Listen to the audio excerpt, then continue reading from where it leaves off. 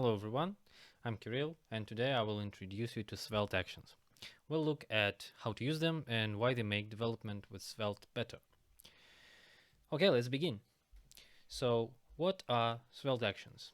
Svelte actions are essentially functions that are executed when an element is mounted. That's all there is to a Svelte action, but there is so much more we can do with it. So, if you are familiar with React hooks and actions are quite familiar in that both allow you to share non-visual logic. To see what that means, let's jump straight to some examples. So here is an example of a chat with ElizaBot, which you may have seen in official Svelte tutorial. And when we launch it, the input, where we are supposed to input our message, is automatically focused. In this example, I'm doing this with a Svelte action. To do this, I input the autofocus function, and then I use the use keyword and use it. So if we look inside, we see this. Really, our element is focused on mount, and that's all it does. And that's a legitimate Svelte action. Of course, we might want to do much more, and we can. Here's another example where we not only autofocus the element on mount, but we also refocus it when our user navigates to some other tab and then goes back to the tab with chat. It automatically refocuses the input field. And to do this, we just register something like visibility change event on document, and then we remove it when the element is destroyed. Another thing we can do is provide functionality like auto scroll. So if we input something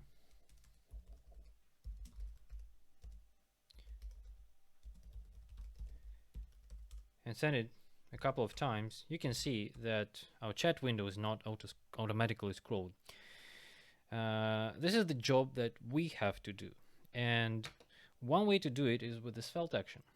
So for example, we can use this action, which takes the node, and then on each update, which basically means after every message we send, it recalculates the scroll height, compares it to the client height of the window, and then it updates the scroll position. Again, to use this action, we just import it in our component file, and then we just use it like this. Now,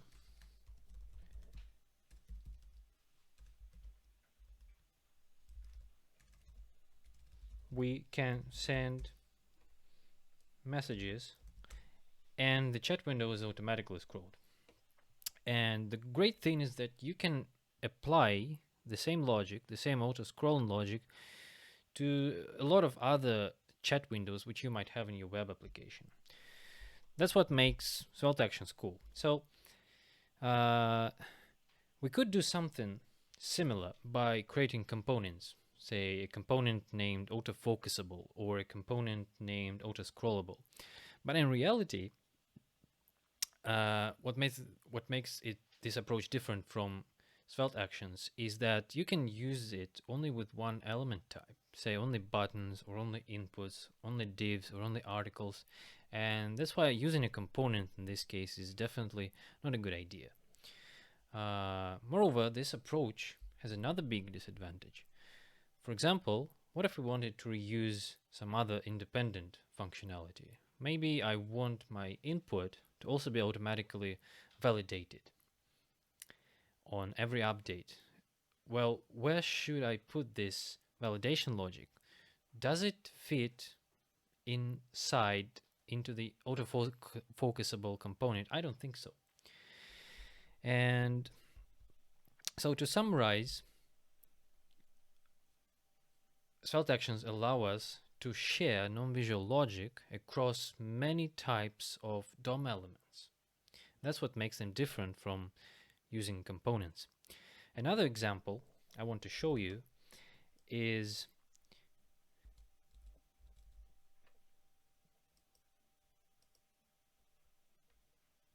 Svelte actions that allow you to extend DOM attributes.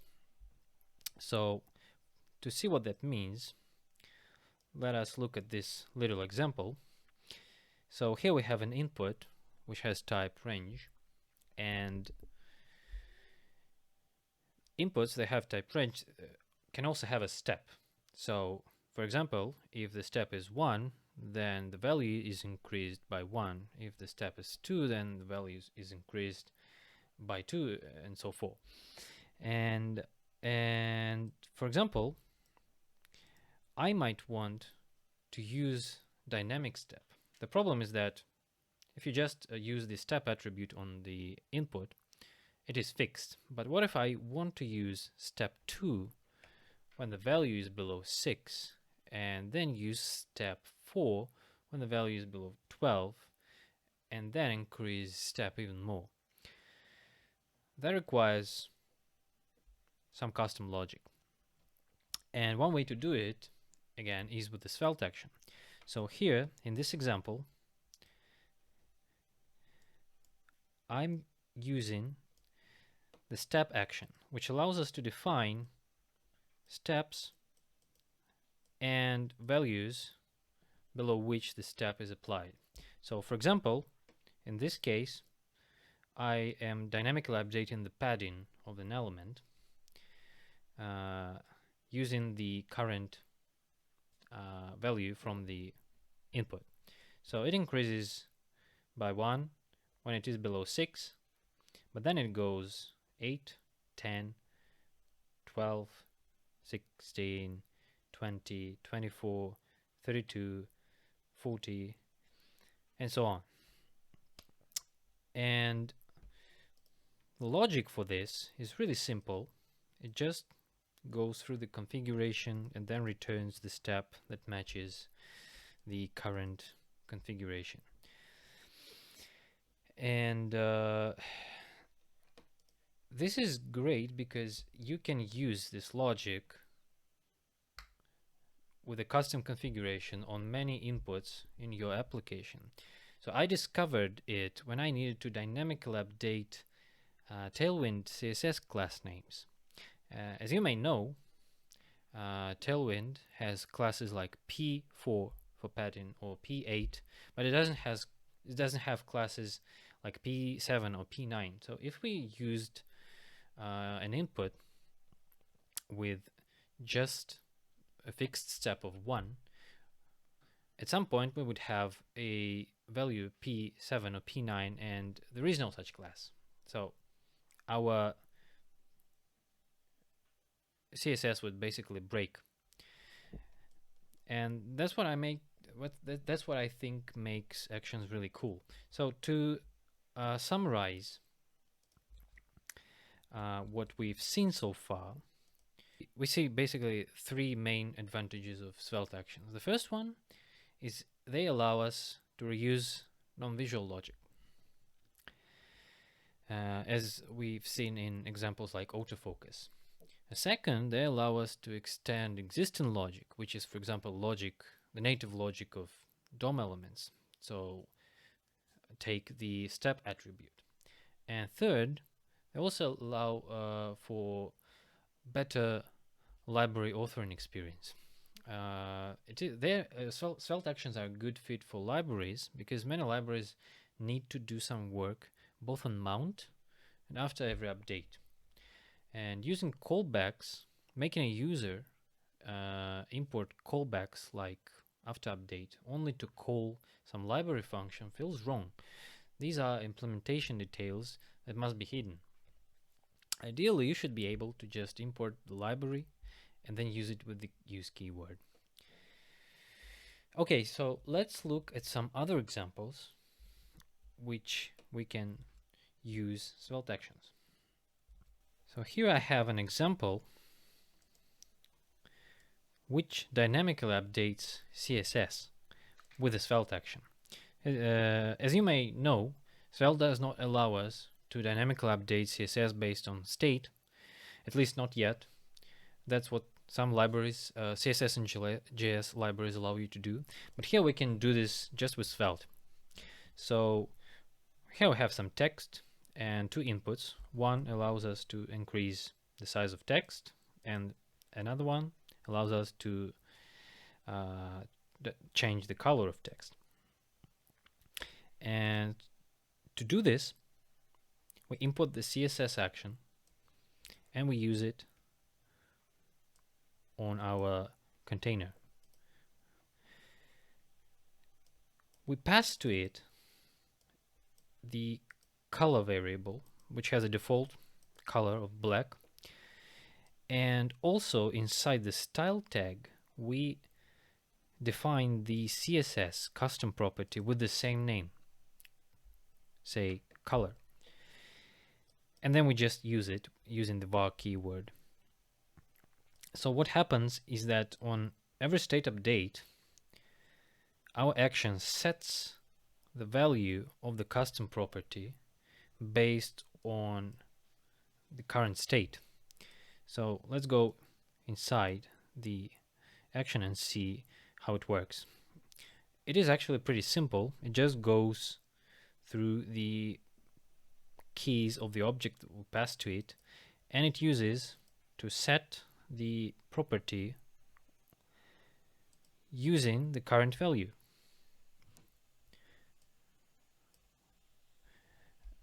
And that's it. That's all it does, but you can literally update any CSS value you like. You just need to name it and pass it to the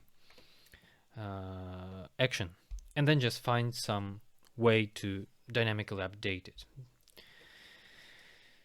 So another great example of Svelte action is, another great thing you can do with Svelte actions is animations.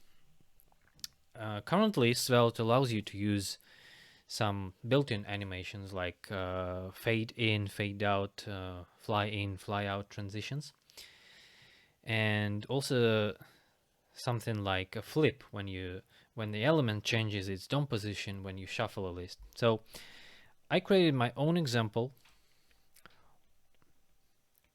of a flip animation. So here we have a list, and when I press shuffle, it reshuffles the elements. But all of this is done with a custom Svelte action. So I will not dive deep inside of it. I will not dive deep into this, but this is what it might look like. Here we utilize functions like before update and after update and tick and on mount that you can import from Svelte. And what it does is basically before each update, it caches the current coordinates of an element using the getBoundIncludeRect function.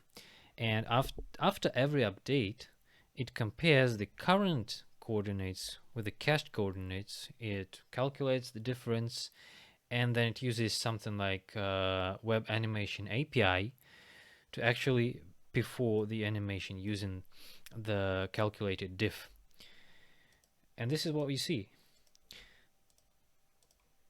Now, to use the action, we just import it in our component, and then we simply use it on any element that we'd like to flip. We can additionally and optionally pass options like duration and even whether the animation should be done with sprint physics. This is something you cannot do currently with the built-in Svelte flip animation function, but you can do it with this one. So for example, if I check this checkbox, use sprint, the elements are shuffled using sprint physics. Now it looks kind of buggy because there is no logic that updates the position cache when the window is resized. That is something that must be done if this is a library. And that's it. Thank you for watching. I hope you have a lot of fun with Svelte actions.